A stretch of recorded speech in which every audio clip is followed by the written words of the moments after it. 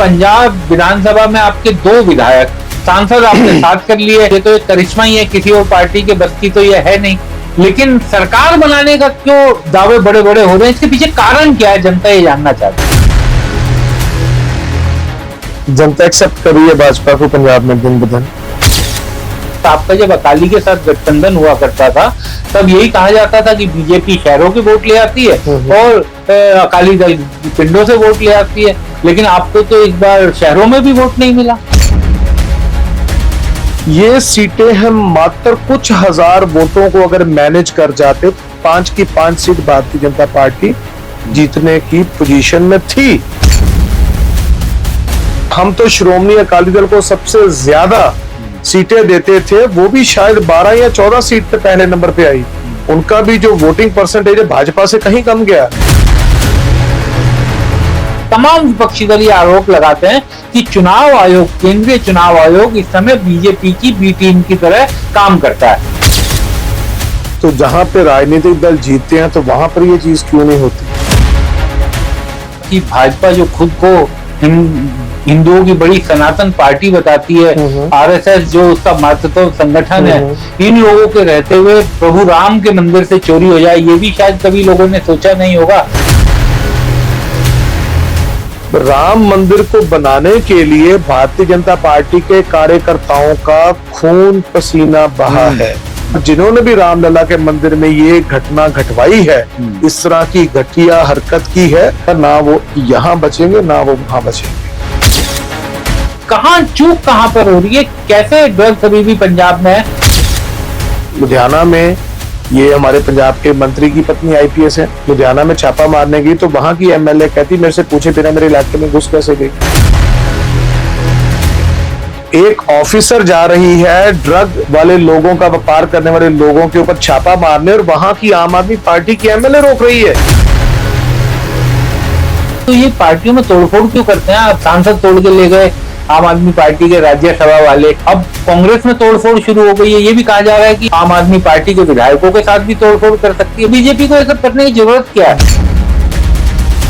क्या पंजाबी में कहावत है कि पींगा तो फिर बोड़ा नहीं पेंदी है ना। आप कह रहे हैं कि भगवंत मान अपने सरकार के आखिरी साल, वर्तमान कार्यकाल के आखिरी साल में पैसा दे रहे हैं। दिल्ली में आप लोगों ने भी वायदा किया था कि महिलाओं के खातों में पैसा डाला जाएगा। दिल्ली के हालात को जिस तरह आम आदमी पार्टी की सरकार अस्त व्यस्त करके गई है, चीजें बिल्कुल वचनबद्ध जो है उनका वैसे ही वचन निभाया जाएगा, बिल्कुल पैसे आएंगे। क्या मुख्यमंत्री पद का भी कोई चेहरा सामने रखेंगे? भगवंत मान वर्सेस हु? भगवंत मान वर्सेस कमल का फूल। नमस्कार, उत्तम हिंदू में आपका स्वागत है।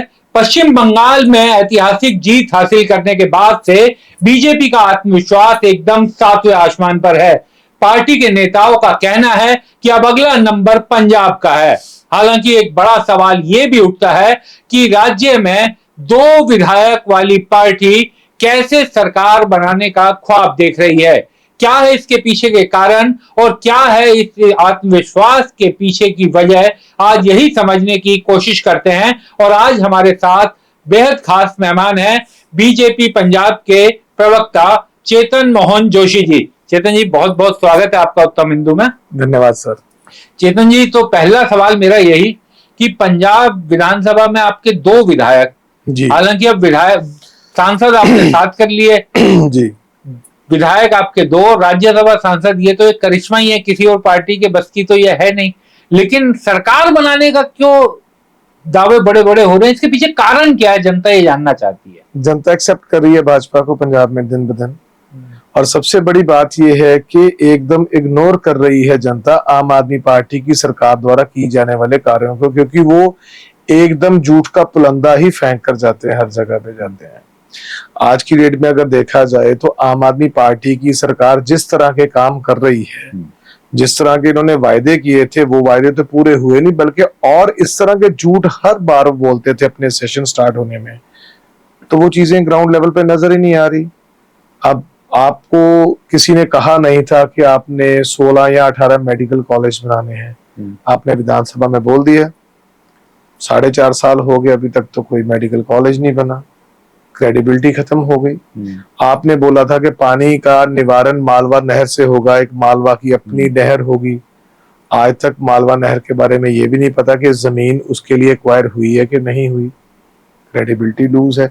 ऐसे ना जाने कितनी ऐसी चीजें जिससे इनकी क्रेडिबिलिटी लूज हुई है, जिसकी वजह से लोगों को एक ही उचित विकल्प नजर आ रहा है, वो है कि जो सेंटर में सरकार हो वही स्टेट में हो। इसलिए भाजपा की तरफ लोगों का आकर्षण दिन प्रतिदिन बढ़ता जा रहा है। लेकिन हाल ही में शहरी निकाय के चुनाव हुए थे, बीजेपी तो शहरों में बड़ी मजबूत पार्टी हुआ करती थी, और आपका जब अकाली के साथ गठबंधन हुआ करता था तब यही कहा जाता था कि बीजेपी शहरों के वोट ले आती है और अकाली दल पिंडों से वोट ले आती है, लेकिन आपको तो इस बार शहरों में भी वोट नहीं मिला। हमारे जब कार्यकर्ताओं के जो फॉर्म ही एक्सेप्ट नहीं होंगे, वहां पे जिस तरह की धांधलियां हुई हैं, जिस तरह से डराया धमकाया भी गया, और दूसरी बात है कि हमारे फॉर्म्स को एक्सेप्ट ही नहीं किया गया, हर जगह पर उनको खारिज करते गए, तो हम लोगों ने उतना चुनाव ही नहीं लड़ा जितनी ये बातें करते हैं हमारे सामने। ठीक है, हमारी शहरों की पार्टियां हैं, इसका अगर उचित रूप देखना है तो पहली बार हम इलेक्शन लड़े लोकसभा की 2024 में, उससे पहले हम मिलके लड़ते थे।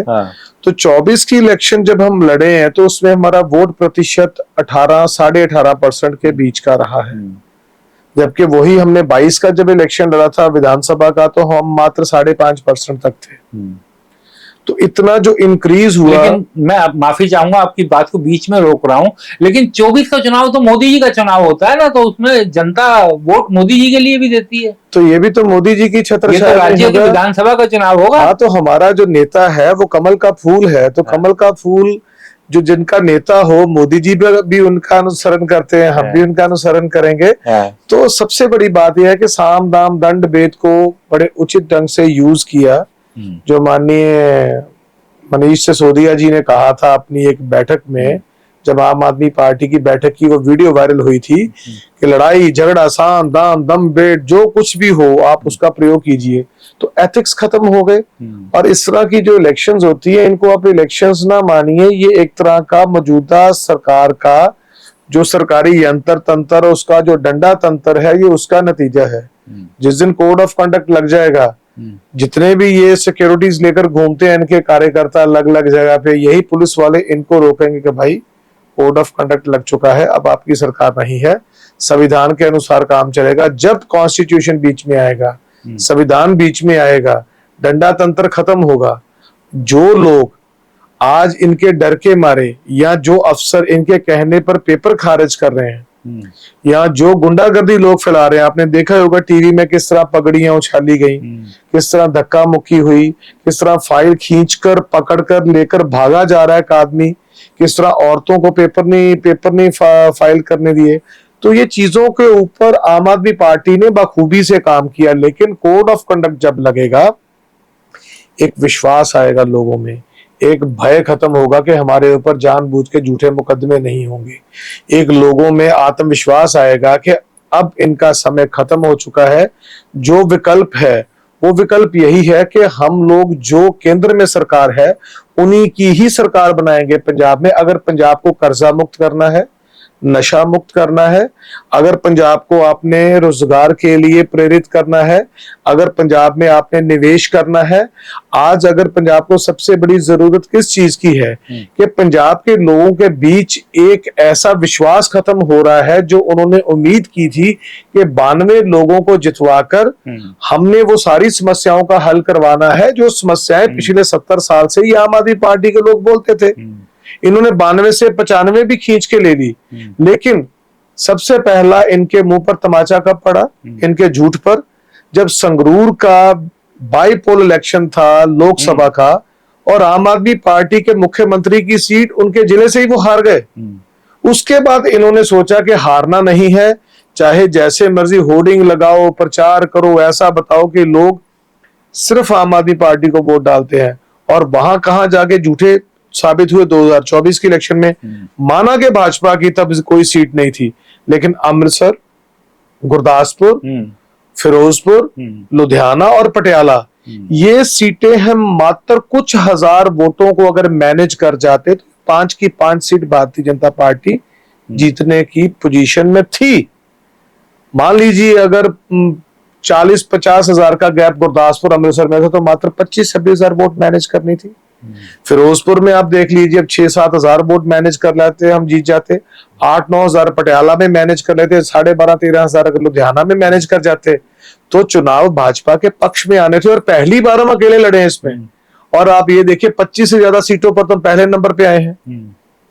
और यही आम आदमी पार्टी जो 92 सीटें जीती थी, आप ये देखिए ना कि वो कितनी सीटों पर पहले नंबर पे आई।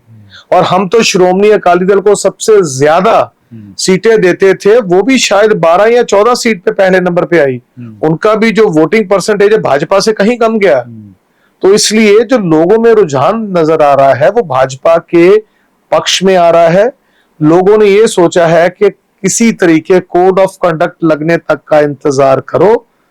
और ये जो कह रहे थे कि बिना सिक्योरिटी के घूमना चाहिए लोगों को, इनका एक एक बड़ा जो कार्यकर्ता है वो 4-4 गनमैन लेके घूम रहा है। थानों में तो आजकल है नहीं पुलिस वाले, हाँ इन लोगों के साथ इनके गनमैन बॉडीगार्ड बन के घूम रहे हैं। और लॉ एंड ऑर्डर की जो सिचुएशन आपने देख ही ली है पंजाब में क्या चल रहा है। और जो वायदे किए थे 10 दिन में, वो गुजरात में ऑनरेबल अरविंद केजरीवाल कहते थे 10 दिन में भ्रष्टाचार खत्म कर दिया भगवंत मान ने। अभी हेलीकॉप्टर हमारा चंडीगढ़ पहुंचा नहीं था पंजाब सरकार का, तो इनका पहले ही माननीय एक मंत्री मानसा के एमएलए मिस्टर सिंगला वो फंस गए थे भ्रष्टाचार में, जिसको पहले कहा था कि मैंने इसकी सीडी सुनी है, माननीय मुख्यमंत्री जी कहते, अब उनको बरी कर दिया गया है। मतलब इस तरह की चीजें ना लोगों में एक छटपटाहट पैदा किए करके रखी है कि यार हमने गलती कर ली है, लेकिन इस गलती का अब दोबारा जो उसका सुधार होगा वो तो 5 साल बाद ही होगा ना। जिस भय डर की बात की आपने और ये कहा कि लोग इंतजार कर रहे हैं कि चुनावी आचार संहिता लग जाए उसके बाद संविधान पर विश्वास, तो भाजपा को चुनाव आयोग पे लगता है कि जनता का नाम जो दिया जा रहा है भाजपा का ज्यादा विश्वास है कि एक बार चुनाव आयोग की भूमिका शुरू हो जाए तो शायद भाजपा के लिए रास्ता आसान हो जाएगा। ये सवाल मैं इससे पूछ रहा हूँ क्योंकि कई राज्यों में कई विपक्षी दल, ना केवल आम आदमी पार्टी, तमाम विपक्षी दल ये आरोप लगाते हैं कि चुनाव आयोग, केंद्रीय चुनाव आयोग इस समय बीजेपी की बी टीम की तरह काम करता है। इस तरीके के आरोप तमाम राजनीतिक दल लगाते हैं। तो जहां पे राजनीतिक दल जीतते हैं तो वहां पर ये चीज क्यों नहीं होती? अब आपके पक्ष में कुछ आ ही नहीं रहा। मैं तो पूरी दुनिया के राजनीति के लौ पुरुष कहूंगा, युग पुरुष कहूंगा यशस्वी प्रधानमंत्री श्री नरेंद्र मोदी जी को, जिन्होंने 12 साल में भारत को वहां से कहां से लेकर देखो कहां तक खड़ा कर दिया।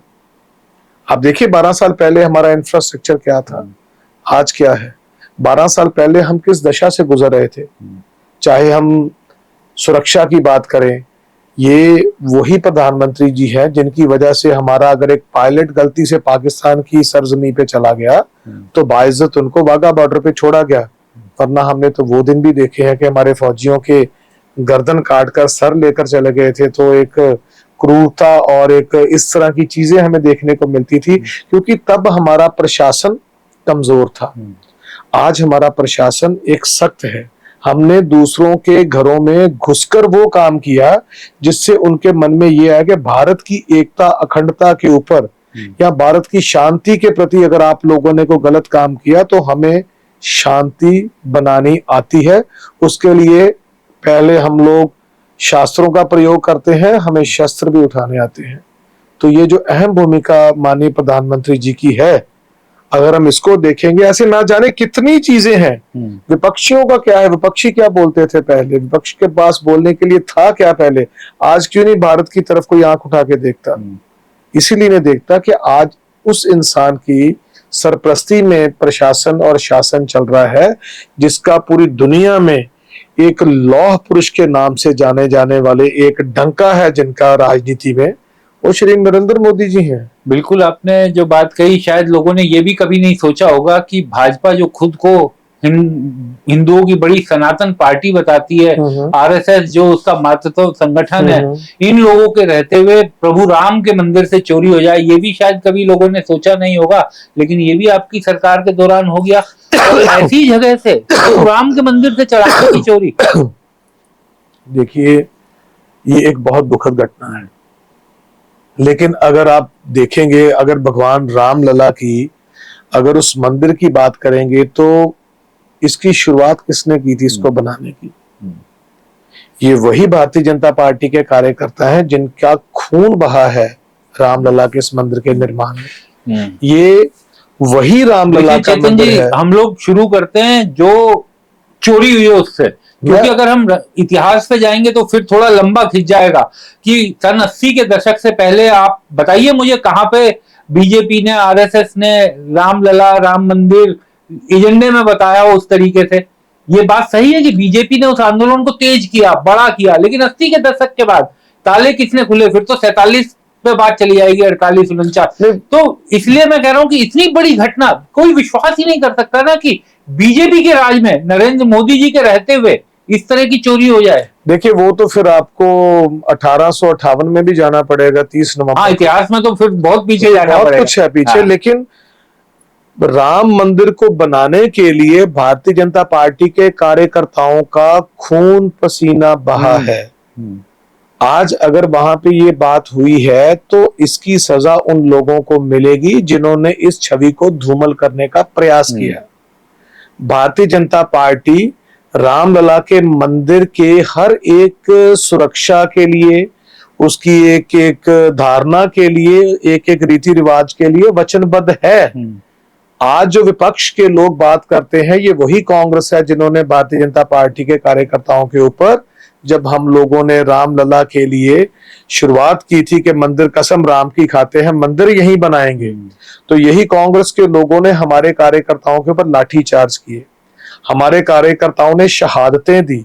हम लोग पूरी तरह केस लड़े, इस केस को लड़ने के लिए जहां पे आस्था भी चली और साथ में डॉक्यूमेंटेशंस भी चले।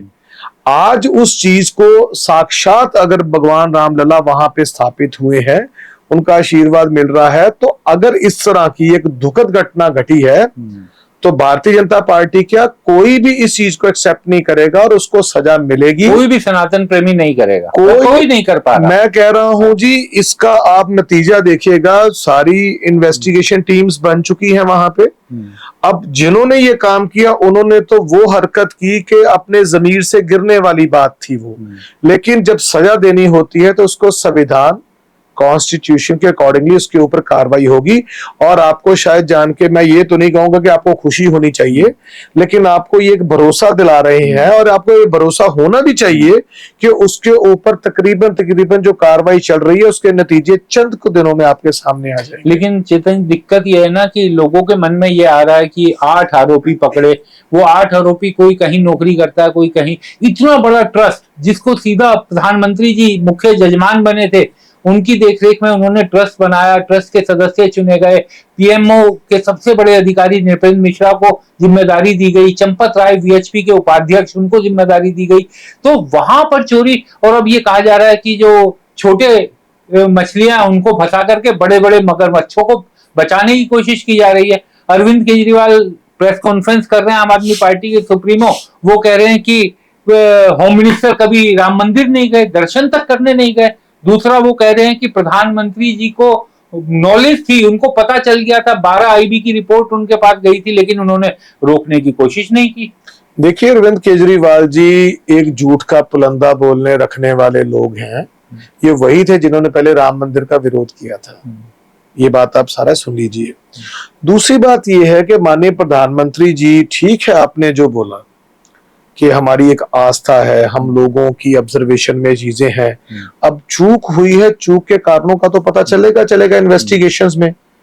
और मैं यही कह रहा हूं कि जिस मंदिर के निर्माण के लिए भारतीय जनता पार्टी और राष्ट्रीय स्वयंसेवक विश्व हिंदू परिषद और हर एक सनातनी के घर से चंदा गया, चाहे 1 रुपए के रूप में, चाहे 1 लाख के रूप में, चाहे 1 करोड़ के रूप में, और दूसरी बात यही भारतीय जनता पार्टी के कार्यकर्ताओं की खून पसीने की एक आस्था की जो एक परंपरा हमने चलाकर इस मंदिर का निर्माण किया, और अगर वहां पे इस तरह की घटना घटी है जहां वह अस्वीकार्य है, वहां पे उसके ऊपर कार्रवाई होगी।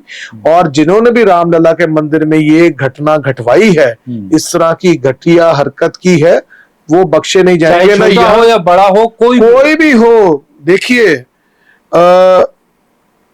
पत्ता तो पत्ता ही होता है, चाहे वो छोटा हो चाहे वो बड़ा हो, उसके ऊपर कार्रवाई एक समान होगी। और यहाँ मैं पूरे विश्वास से और भगवान रामलला के प्रति मेरी जो आस्था है उसको मैं अपने बीच में यहाँ शामिल करके मैं ये कहूंगा, ना वो यहाँ बचेंगे ना वो वहां बचेंगे। शायद देश में हर सनातन प्रेमी भी यही चाहता होगा। हर सनातन प्रेमी का विश्वास है भारतीय जनता पार्टी के उन कार्यों के ऊपर। अरे भाई, हम लोगों ने आस्था को, पहले जब आस्था से बात करते थे तो यही कपिल सिब्बल क्या कहते थे, आस्था से नहीं फैक्ट से बात की जाए, तथ्यों से बात की जाए। और जब हम लोगों ने तथ्य सामने रखे, आप देखिए ना, 2 केस पैरेलल चल रहे थे। 370 में क्या बोलते थे कि तथ्य नहीं आस्था थी वहां पे किसी एक संप्रदाय की, तो आप आस्था को लेकर आइए। जब भगवान रामलला के मंदिर की केस की सुनवाई चल रही थी तो कहते थे आस्था की नहीं तथ्यों से बात कीजिए। तो हमने तथ्य भी पेश किए, हमारी आस्था भी थी, और हम लोगों ने भगवान रामलला के मंदिर का जो निर्माण करवाया, हम उसके लिए एक एक सनातनी के प्रति वचनबद्ध हैं। और इसमें कोई शक वाली बात नहीं है कि माननीय मुख्यमंत्री जी यूपी के योगी जी के नेतृत्व में जो इन्वेस्टिगेशन टीम बनी है वो अपनी रिपोर्ट सामने रखेगी। और अरविंद केजरीवाल जी पहले अपने शब्दों के ऊपर विचार करें कि जब मंदिर नहीं बन रहा था तो उनके विचार क्या थे, जब मंदिर बन गया तो कैसे दर्शन करने के लिए चले गए। राजनीति में थोड़े से एथिक्स होने चाहिए जो आम आदमी पार्टी के पास नहीं है। चलिए चेतन जी, थोड़ा सा उम्मीद यही की जाए कि प्रभु राम की जिन्होंने चढ़ावे की चोरी की है और जो इस महालूट में शामिल है उनको सजा जरूर मिले, चाहे वो कितने भी बड़े पद पर हैं। थोड़ी सी बातचीत पंजाब को लेकर करते हैं। पंजाब में नशा एक बड़ा मुद्दा था। आम आदमी पार्टी ने कहा कि इस पर हम बड़ी कार्रवाई करेंगे। उन्होंने गिरफ्तारियां भी बहुत की, बहुत बरामदगी भी हुई है, रिकॉर्ड बरामदगी हुई है, और कन्विक्शन रेट भी जो रिकॉर्ड में दिखाई देता है वो बहुत बेहतर है। लेकिन पंजाब में ड्रग्स की समस्या बनी हुई है। तो और 2 दलील दी जाती है कि बॉर्डर एरिया की सिक्योरिटी तो बीएसएफ के हाथ में है। तो चूक कहां पर हो रही है? कैसे ड्रग्स अभी भी पंजाब में है? क्या बॉर्डर से कोई लापरवाही है या कोई पुलिसिंग में लापरवाही है? देखिए, डेमोक्रेसी और ब्यूरोक्रेसी की अगर हम ट्यूनिंग की बात करें तो देखिए, ब्यूरोक्रेसी की अपनी इंपॉर्टेंस है, लेकिन ब्यूरोक्रेसी वाला काम करता है डेमोक्रेसी के जीते हुए नुमाइंदों के विजन से। आपके जीते हुए नुमाइंदे जो हैं, जो नेता हैं, उनका विजन क्या है?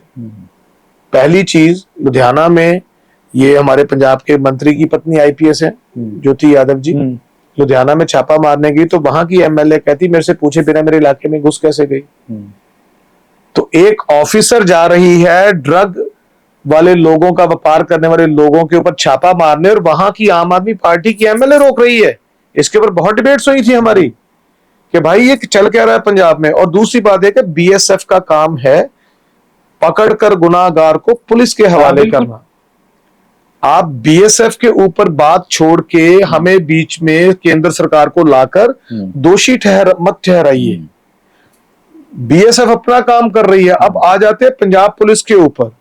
पंजाब पुलिस में कब से लोग रिटायर हो चुके हैं, कितनी भर्तियां हो चुकी हैं, और आज की डेट में अगर आप देखेंगे तो पंजाब पुलिस के मैक्सिमम जो लोग हैं वो क्या कर रहे हैं, वो सुरक्षा कवच बनके इन आम आदमी पार्टी के जीते हुए, हारे हुए, चुने हुए, नॉमिनेट किए हुए या इनके कुछ लीडर हैं, उनकी सुरक्षा कवच के रूप में उनके साथ साथ घूम रहे हैं। घर वाला घर नहीं, सानू किसी का डर नहीं। कितने थाने हैं जिनमें कितने सुरक्षा कर्मी हैं, और सबसे बड़ी बात है कि कई तो ऐसे भी थाने जिनको लॉक भी लगा हुआ है। थानों के ऊपर यार हो रहा है, अटैक हो रहा है पंजाब में, और आप ये कह रहे हैं कि ये नशा कैसे? नशा को रोकने के लिए पुलिस को अगर आपने कोई जिम्मेवारी दी है तो जब पुलिस कार्रवाई करने जाती तो एमएलए बीच में आ जाते हैं। ये तो साक्षात है ना चीजें। आप दूसरी बात, लोगों को गुमराह कर रहे हैं, फ्री बीज की बातें ये करते हैं। अब देखिए, बहनों को पैसे दे रहे तो 4.5 साल निकल गए, 4.5 साल निकल गए। बंगाल में भी फ्री बीज मिलती थी, फिर भी लोगों ने बंगाल में क्यों हराया ममता बनर्जी को? क्योंकि लोगों में एक रोष पैदा हो गया था वहां पे। एक गुस्सा था लोगों के मन में, वहां भी तो फ्रीबीज चलती थी, वहां भी लोगों को समय समय पर अलग अलग चीजें मिलती थी। लेकिन आज जो चीजें निकल के आ रही हैं कि अगर किसी को कुछ धनराशि दी जाती है सहायता के रूप में, तो कितना हिस्सा तृणमूल कांग्रेस के लीडर ले जाते थे, उनके नुमाइंदे वहां से ले जाते। तो लोगों में इतनी सुविधाएं देने के बावजूद एक रोष था बंगाल में, और आज नतीजा देखिए क्या निकला है।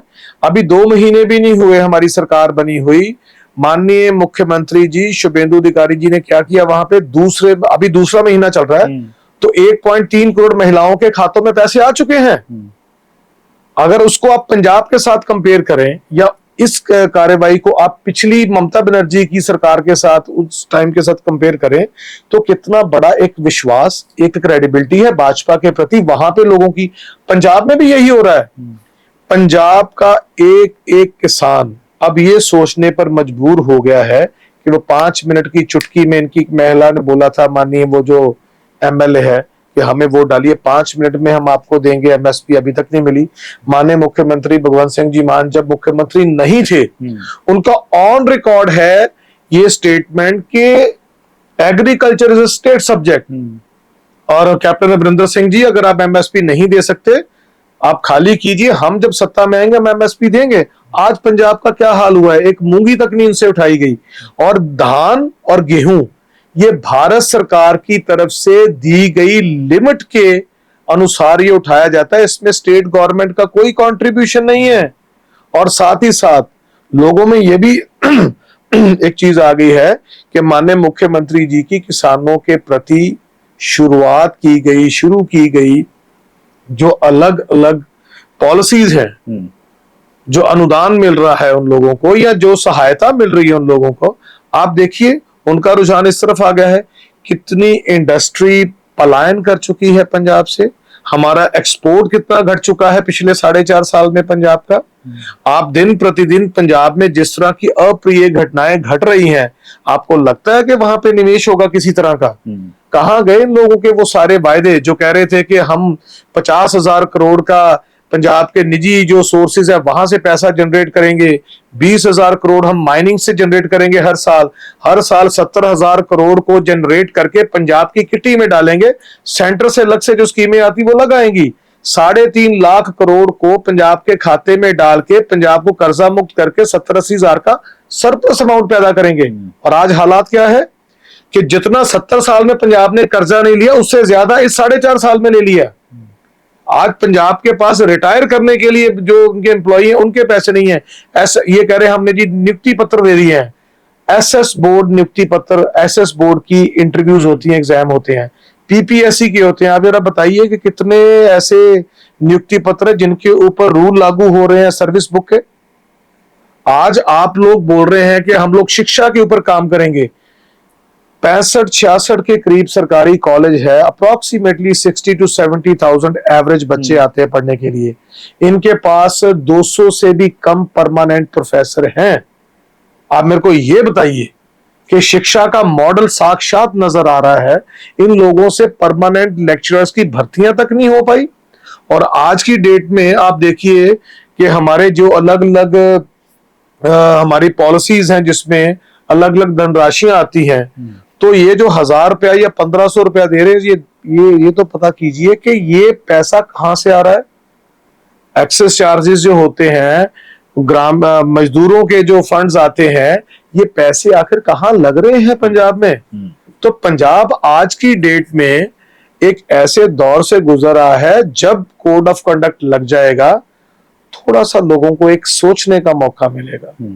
वो सोच लोगों को उस दिशा में लेकर जाएगी जिस दिशा में बंगाल गया था। कोड ऑफ कंडक्ट लगने से पहले बंगाल में भी लोग चुप थे, एक खामोशी थी। आज की डेट में अगर पंजाब में किसी की कार्रवाई होती है तो कहते हैं हिंदू व्यापारियों के ऊपर कार्रवाई हो रही है। ये हिंदू वर्ड पंजाब में कहां से ले आए ये लोग? जिस तरह की शब्दावली इन लोगों ने यूज की है, मैं आज आपके मंच पे ये बात बड़े गर्व से कहूंगा, पंथ के बिना पंजाब नहीं है, और पंजाब एक महत्वपूर्ण हिस्सा है भारत का। बिल्कुल, इसका मतलब कि पंथ एक महत्वपूर्ण रोल अदा करता है भारत की संस्कृति में। आज पंथ के सामने जिस तरह की इन लोगों की वार्तालाप हुई है, ये इतिहास में एक माना जाएगा कि हमारे आदरणीय जथेदार जी ने सभी सिख एमएलए को बुलाकर उनसे ये पूछा गया कि भाई आपने जो बेअदबी का कानून पास किया उसको आपने पढ़ा? तो सरकार के नुमाइंदे क्या बोले? हमने सहमति दी, हमने पढ़ा नहीं है। तो जिस गवर्नमेंट को ये नहीं पता कि हम जो काम कर रहे हैं उसके जो लोगों के जीते हुए नुमाइंदों ने नहीं उसको पढ़ा, तो लोगों में क्रेडिबिलिटी क्या आ जाएगी इन लोगों की? अब तो ये है कि मैं आपके मंच से भी पूरी जनता को यही निवेदन करूंगा, जो हुआ वो आपकी चॉइस थी, हमने उसको एक्सेप्ट किया। आपका फैसला था 22 का, विपक्षी दलों ने उसको अपने सर पे रखा। आज जो सिचुएशन बनी है, अगर इस सिचुएशन को अगर ठीक कोई कर सकता है तो केवल और केवल भारतीय जनता पार्टी की सरकार ही पंजाब में सब कुछ ठीक कर सकती है। चेतन जी, अगर इतना विश्वास है और आपको लगता है कि जनता के मन में ये बात बैठी हुई है, वो सही समय आने पर जवाब देगी, तो ये पार्टियों में तोड़फोड़ क्यों करते हैं? आप सांसद तोड़ के ले गए आम आदमी पार्टी के राज्यसभा वाले, अब कांग्रेस में बवाल मचा हुआ है। आज वहां पे चन्नी साहब जो है वो उनके समर्थक नाराज हैं। कहा जा रहा है कि सुखी रंधावा जी आज गृह मंत्री जी से भी मिले, इस तरह की खबरें आ रही हैं। तो अब कांग्रेस में तोड़फोड़ शुरू हो गई है। ये भी कहा जा रहा है कि अभी विधानसभा चुनाव करीब आने दीजिए, आम आदमी पार्टी के विधायकों के साथ भी तोड़फोड़ कर सकती है। फिर बीजेपी को ये सब करने की जरूरत क्या है? बीजेपी जनता तो अपने आप जिता ही देगी आपको। बीजेपी कहाँ ये काम कर रही है? अब आप देखिए जो ये नुमाइंदे हैं, अब मैं इन सबकी अंतरात्मा जागी। देखिए एक बात है कि स्वाति मालीवाल जी एक स्त्री हैं, उनको हर्ट किया गया।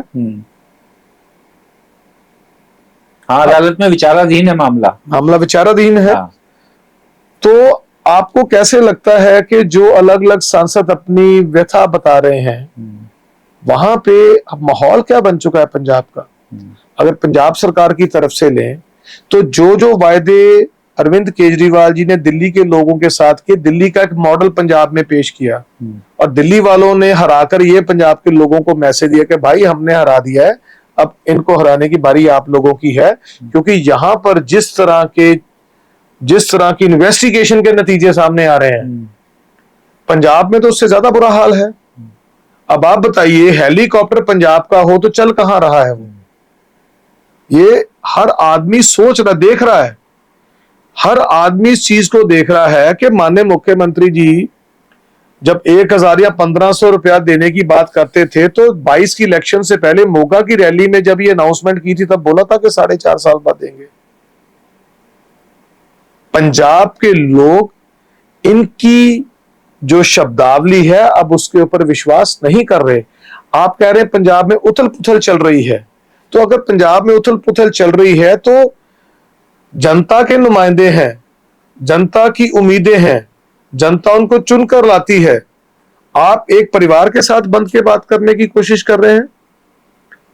अगर आम आदमी पार्टी को देखा जाए तो एमएलए कहते जी हमसे पूछा नहीं गया, हमने सहमति दी पर हमारे पास इतना टाइम भी नहीं दिया गया कि आप कानून को पढ़ लो। यही कांग्रेस वाले हैं, आज ये प्रश्न कर रहे हैं, ये वही दरबार साहब में पेश हुए थे जहां पे इन लोगों ने दरबार साहब को ध्वस्त किया था, इन्हीं की सरकार ने। सवाल क्यों करते हैं भाजपा को ये लोग? उसका कारण ये है, पंजाबी में कहावत है कि पींगा तो फिर बोड़ा नहीं पैंदी है ना। जिससे उम्मीद होती है, गिले शिकवे भी उनसे होते हैं। जहां विश्वास था वो विश्वास टूटा। राम मंदिर के ऊपर मैं बात कर रहा हूं, ट्रस्ट इज ट्रस्ट, बिल्कुल राइट। अगर वहां पे ट्रस्ट टूटा तो वो बचेंगे नहीं जिन्होंने ट्रस्ट तोड़ा। जो पार्टी अपने कार्यकर्ताओं के खून को, जो पार्टी अपने कार्यकर्ताओं की शहादत को राम मंदिर के प्रति समर्पित होकर राम लला को वहां पे विराजमान करवाते हैं, जब उनकी आस्था के ऊपर चोट पहुंची और एक गरिमा को ध्वस्त करने की कुछ बेईमान लोगों ने प्रयास किया, कोशिश की, और कुछ हद तक उन्होंने किया भी, वो बचेंगे नहीं, वो बिल्कुल नहीं बचेंगे। और ये हमारे यशस्वी प्रधानमंत्री, उनके साथ 140 करोड़ लोगों की आस्था का सवाल है। हम नहीं छोड़ेंगे उन लोगों को जिन्होंने भगवान राम के मंदिर के ऊपर इस तरह का काम किया है। मैं कह रहा हूं ना वो यहां बचेंगे, वहां तो बचेंगे ही नहीं। लेकिन चेतन जी, आप कह रहे हैं कि भगवंत मान अपने सरकार के आखिरी साल, वर्तमान कार्यकाल के आखिरी साल में पैसा दे रहे हैं। दिल्ली में आप लोगों ने भी वायदा किया था कि महिलाओं के खातों में पैसा डाला जाएगा। जहां तक मुझे याद है, प्रधानमंत्री जी ने अपनी रैली में एक घोषणा की थी कि 8 मार्च 2025 को, कैबिनेट की पहली बैठक होने के बाद 8 मार्च 2025 को महिलाओं के खाते में पैसा आ जाएगा। प्रधानमंत्री जी तारीख बताकर गए थे। दिल्ली में अभी तक लोग इंतजार कर रहे हैं। दिल्ली की महिलाएं इंतजार कर रही हैं। कलकत्ता में आप कह रहे हैं वहां दे दिया गया, वहां दे दिया, लेकिन दिल्ली वाले इंतजार कर रहे हैं। दिल्ली में भी आ जाएंगे। कुछ एक चीजें विचाराधीन कैसे हैं मैं बता देता हूं। 1984 में एक बहुत बड़ा सिख नस्लकुशी, सिख जेनोसाइड हुआ। बिल्कुल। जो भी आते थे वो आयोग बना जाते थे, करते कुछ नहीं थे। सबसे पहला काम भाजपा ने सबसे पहले आकर क्या किया दिल्ली में, जिन परिवारों के लोग नस्लकुशी का शिकार हुए थे उनके लिए कैंप लगाया गया दिल्ली में। कैंप लगाने के बाद उनके फॉर्म भरे गए। इतिहास में पहली बार हुआ है कि दिल्ली में उन लोगों को नौकरी दी गई जो सिख नस्लकुशी का शिकार हुए हैं, जिसमें ना उम्र देखी गई, एज लिमिट, ना एजुकेशन देखी गई। दिल्ली के हालात को जिस तरह आम आदमी पार्टी की सरकार अस्त व्यस्त करके गई है, अगर उसके ऊपर एकदम कार्रवाई होगी तो ये शोर मचाने की कोशिश करेंगे। चीजें बिल्कुल वचनबद्ध जो है उनका वैसे ही वचन निभाया जाएगा। बिल्कुल पैसे आएंगे। क्रमवार जो चीजें चल रही हैं, बहुत जल्द आपको वो सारे नतीजे मिलने नजर आ जाएंगे जो माननीय प्रधानमंत्री जी ने दिल्ली के लोगों के साथ वायदे किए थे। सिख नस्लकुशी का जो न्याय देना था, एक बहुत बड़ी बात थी, आज तक किसी ने नहीं दिया। कितने आयोग बैठ गए, कितना कुछ हुआ। अब आप पंजाब में वही हम बात कर रहे हैं ना, पंजाब में अब सिख कम्युनिटी, सिख जथेबंदियां, अकाल तख्त साहब, इन्होंने माननीय मुख्यमंत्री जी को एक उनका आईना दिखाया अपने एक आदेश के रूप में। अभी वो चीज हुई है तो इन्होंने कहना शुरू कर दिया हिंदू, अब पंजाब के हिंदुओं के ऊपर इन्होंने शुरू कर दिया है जी, हम 5 ऐसे लेकर आ रहे मंदिर बनाएंगे, वहां पे 22 शहरों में हम भजन संध्याएं करवाएंगे। जब कार्रवाई हुई कुछ लोगों के ऊपर ईडी की तो भाजपा थोड़ी परेशान लग रही है हिंदू एजेंडे से। बिल्कुल परेशान नहीं लग रही। अच्छा। हम सनातनी हैं। हाँ। हम सनातनी हैं, ये बांध कर रखना चाहते हैं। देखिए, अब आप भी सनातनी हैं। हाँ। हिंदू धर्म से संबंध रखते हैं। एक ध्यान से सोचिएगा जरा बात, जिस भगवान लला के हर घर में रामायण जी के पाठ होता है और भोग पड़ता है किसी भी पर्व पर, उनको उनका जन्म स्थान, उनका वो स्थान दिलवाने के लिए हमें कोर्ट में जाना पड़ रहा है। कोर्ट में जाके हम लोगों को उन लोगों से लड़ना पड़ रहा है जो हमें आस्था के साथ साथ तथ्यों की मांग कर रहे थे, और हमने आस्था के साथ साथ तथ्यों का, संविधान का, कानून का, एक एक चीज का सम्मान करते हुए हमने रामलला की उस धरोहर को देश और विश्व के प्रति समर्पित किया। ये बात हुई। और जो इतना बड़ा काम करने वाले लोग, उनके ऊपर भगवान श्री राम का आशीर्वाद है। ठीक है जी, हमने तो कभी इस चीजों का जिक्र भी नहीं किया जैसे ये लोग जिक्र कर रहे हैं। अभी तो मथुरा बाकी है, अभी तो काशी कॉरिडोर चलेगा, बहुत कुछ चलेगा। अरे भाई, हम सनातन धर्म से संबंध रखते हैं। अगर हम ही अपनी संस्कृति को भूल जाएंगे और हम अपनी संस्कृति के ऊपर राजनीति करेंगे, ऐसे कैसे हो सकता है? सेवा कर रहे हैं। पहली इतनी सरकारें आई है किसी की हिम्मत थी, किसी की हिम्मत कुछ बोल जाए एक संप्रदाय विशेष को सिर्फ बहलाने के लिए कि वो हमसे नाराज ना हो जाए, आप दूसरे संप्रदाय की उस आस्था के ऊपर प्रश्न चिन्ह लगा रहे हो। हम ना कभी धर्म की राजनीति में पड़े हैं, लेकिन धर्म का सम्मान करते हैं बतौर सनातनी। अब आप पंजाब में सिख धर्म की बात करेंगे तो पहला बेटा हमारा कौन बनता था? बिल्कुल, पंजाब में तो देश को राह दिखाने वाला। पंजाब 1699 ईस्वी में जब खालसा पंथ की सिर्जना हुई, सरबंस दानी श्री गुरु गोबिंद सिंह जी महाराज ने हमें जात पात धर्म बिरादरी से तभी मुक्त कर दिया था, बिल्कुल तभी मुक्त कर दिया था। बाबा बंदा सिंह बहादुर कौन थे? उसके बाद जब हमारे अखीरले जथेदार शहीद हुए थे सोहाना साहब गुरुद्वारे के पास, एक हिंदू परिवार ने सिख कौम की नुमाइंदगी की थी, दीवान मुल्क राय चोपड़ा जी ने, जो पंजाब के केसरी परिवार है, चोपड़ा परिवार, उनके ग्रेट ग्रेट ग्रैंडफादर थे। आप पंजाब में ब्राह्मण हैं, वो सिख भी हैं। कितने लाख ब्राह्मण सिख हैं पंजाब में? 2.5 लाख से ज्यादा सिख ब्राह्मण हरियाणा में है, 7.5 लाख से ज्यादा सिख ब्राह्मण J&K में है। आप इन चीजों को पीछे छोड़ दीजिए। श्री नरेंद्र भाई मोदी जी ने हम लोगों को उस सनातन धर्म के बारे में, जो धरोहर हमारी है, उनके बारे में अवगत करवाने के साथ साथ लोगों के सामने पेश किया। और हमें आप लोग कह रहे हो कि हमें इसी से डर है। हम तो कह रहे हैं कि जन जन तक सनातन का प्रचार हो। ये हमारे विपक्ष में भी जो लोग बैठे हैं वो भी इसका प्रचार करें। आस्था वोटों तक सीमित नहीं रहती, ये एक आग की लपट है जो लपट से पकड़ी जाती है। मेरे को एक बात याद आ गई इसी से कि अमृता प्रीतम ने एक बात लिखी थी, 5 बरस लंबी सड़क उनकी किताब थी, उसमें एक यात्री थी शायद, कहानी उसमें लिखा था, तुम आग की लपट को चिमटे से पकड़ते हो, आग की लपट को चिमटे से नहीं, आग की लपट को लपट से पकड़ा जाता है। ये आशा है। अगर अरविंद केजरीवाल भाई, वो भी हमारे भाई हैं, भगवंत मान जी वो भी हमारे भाई हैं, हम धर्म के नाम पे कैसे उनके साथ अपना संबंध अलग कर सकते हैं? हाँ, राजनीति के अपने मायने हैं, बिल्कुल सही, राजनीति के अपने असूल हैं, एथिक्स हैं। राजनीति के मंच पे आके उन बातों का जिक्र कीजिए जिन बातों को आप पूरा नहीं कर पाए। क्या मालवा नहर बन गई? क्या 70,000 करोड़ प्रति वर्ष के हिसाब से पंजाब के खजाने में चले गए? क्या मेडिकल कॉलेजेस बन गए? क्या रोजगार के रूप में गवर्नमेंट कॉलेजेस में प्रोफेसर्स आ गए? उनके साथ साथ क्या नशा पंजाब में खत्म हो गया? क्या लॉ एंड ऑर्डर के साथ मजाक करने वाले लोग जिन्होंने पुलिस के हेडक्वार्टर पे ग्रेनेड चला दिए, उनके खिलाफ कुछ कार्रवाई होगी? ना जाने इतने कैसे मुद्दे हैं जिन मुद्दों के ऊपर पंजाब की आम आदमी पार्टी की सरकार दिन प्रतिदिन अपना जो नतीजा है वो देने में असमर्थ नजर आ रही है। अच्छा चेतन भाई, एक सवाल और बताइए कि गठबंधन होगा क्या? क्योंकि पहले आप लोग कहते रहे कि गठबंधन नहीं होगा। अभी आपके राष्ट्रीय अध्यक्ष गए थे पंजाब दौरे पे, तो उन्होंने कहा कि सही समय पर सही फैसला बताया जाएगा, कुछ इस तरह की बात बोली, सीधा इनकार नहीं किया। और दूसरा, क्या मुख्यमंत्री पद का भी कोई चेहरा सामने रखेंगे? भगवंत मान वर्सेस हु? भगवंत मान वर्सेस कमल का फूल। हमारा कमल का फूल है, हमारा चुनाव चिन्ह हमारा मुख्यमंत्री है। हम उसकी छत्र छाया में। और गठबंधन के लिए नहीं, हम 117 सीटों पे लड़ रहे हैं।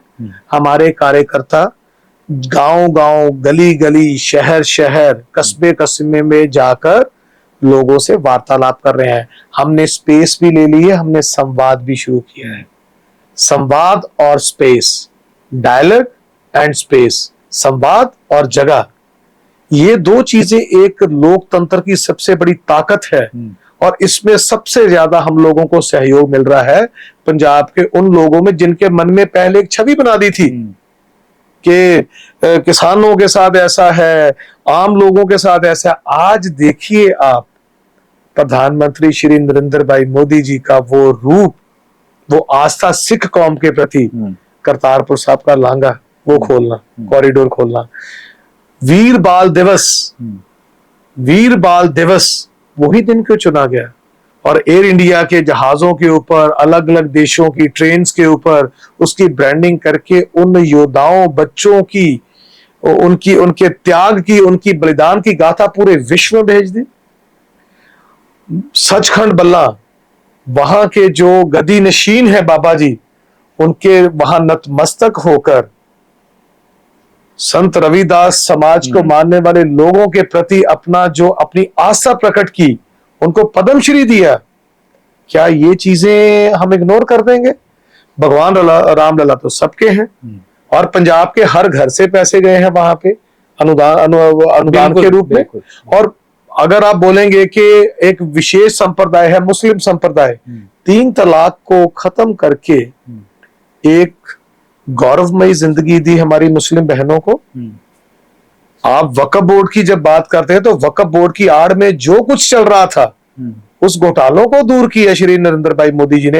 अरे ऐसा यशस्वी प्रधानमंत्री, ये भगवान ने कितने कितने अच्छे अच्छे लोग इस दुनिया में भेजे हैं, उनमें एक श्री नरेंद्र भाई मोदी जी। आप एक सिंपल सी बात है, एक छोटा सा उद्घाटन करता है केजरीवाल, एक छोटा सा उद्घाटन करता है भगवंत मान, तो कितना प्रचार करता है।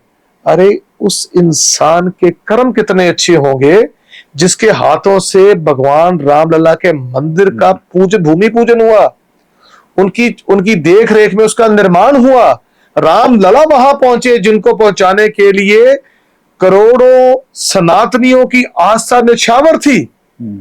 अरे ऐसे यशस्वी प्रधानमंत्री की छवि को धूमिल करने के लिए ये लोग जिस तरह की टुच्चर टुच्चर सी बातें करते हैं, उनका जवाब हमारा काम दे रहा है। आप देखिए आज क्यों नहीं हमारे भारत के किसी फौजी का सर इधर किया जाता है जैसे पहले उखाड़ के ले जाते थे। आज पाकिस्तान भारत की तरफ आंख उठा के देखता है तो साथ ही साथ उसकी आंखें नीची जाती हैं। क्यों जाती हैं? ये कर्म है। जो बात बनी हुई है, बात इसलिए बनी हुई है, एक निष्ठावान, एक समर्पित, एक युग पुरुष जिसके नाम से एक युग जाना जा रहा है, वो है श्री नरेंद्र भाई मोदी, जिनकी सरप्रस्ती में जहां भाजपा तरक्की कर रही है, भाजपा विस्तार कर रही है, विपक्ष भी अपने आप को सुरक्षित महसूस करता है। राजनीतिक गलियारियों में क्या बातें होती है हमें ये नहीं पता, पर विपक्ष के लोग प्रभावित होके इसलिए भाजपा को ज्वाइन कर रहे हैं कि विपक्ष के पास ऐसा कोई कद वाला लीडर नहीं है जो उनका मार्गदर्शक बने। यह कारण है कि अलग अलग पार्टियों के लोग, जब पता चलता है कि 12 साल पहले भारत क्या था, आज भारत क्या है, तो भाजपा में उनका विलय होना, भाजपा के प्रति उनकी आस्था पैदा होना, भाजपा के प्रति उनका प्यार और भाजपा में उनका आके शामिल होना